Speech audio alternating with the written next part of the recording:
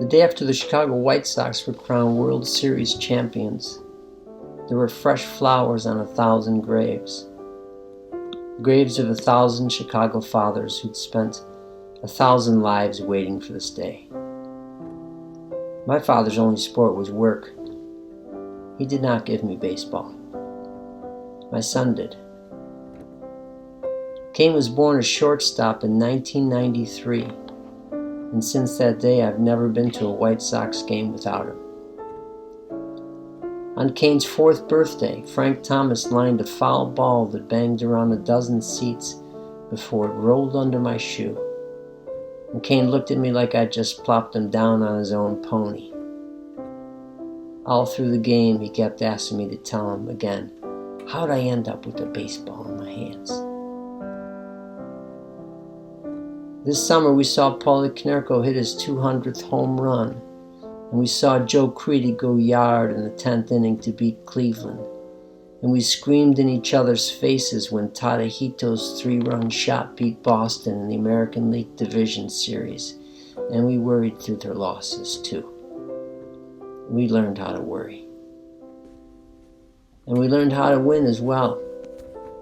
When the White Sox won the American League Championship, Kane jumped in my arms and we screamed and we laughed and we danced in the bedroom and we went outside to scream because the house was too small a thing to scream in. And during the World Series, we kept meticulous score and worried our fingers to the bone. And in the 9th inning of Game 1, I asked Kane what he was going to do if the White Sox won. I'm going to cry, he said. Me too, I said. And during Game 2, I told him I'm also going to scream until my throat bleeds. Me too, he said. And through those 4 games, we did scream. Through home runs and saves, and freaky drop third strikes and grand slams and playoffs and doubled plays and walk-off home runs and 14-inning marathons, we screamed. But when the White Sox won Game 4 of the World Series, we didn't know what to do. We screamed, of course, because we said we would. And the White Sox screamed too, but it didn't feel right. And then we stopped screaming. I put my arm on Kane's shoulder and we moved closer to the television. And he put his arm around me and we stood inches from the TV and smiled. Each of us probably wondering why we weren't screaming. And we watched our champions look for new arms to jump in, for new faces to scream in. And the reporters, they looked like strangers crashing a party. And we wished they would just leave our champions alone. And I didn't say anything to Kane about this, but something sad came over me, and I wondered if the White Sox felt it. I wondered if Kane felt it too.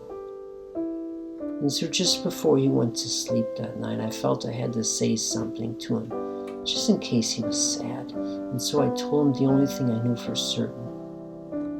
You made this season for me, Kano, I said. And he nodded. Do you know what else I said? They did it for us. You know that, don't you? And he nodded. They won it for you and me, I said, and we deserve this, I said. In the history of the world, we might have been the best fans ever. He nodded again. Especially you, I said. If it weren't for you, I don't think they would have done it. And he nodded again. And I told him that we would be there for the White Sox next year too. And the year after that. And if 88 more years passed and they never came close to the glory of this year, well, we would stand by them like soldiers, I told him. And he nodded again because all of it was true.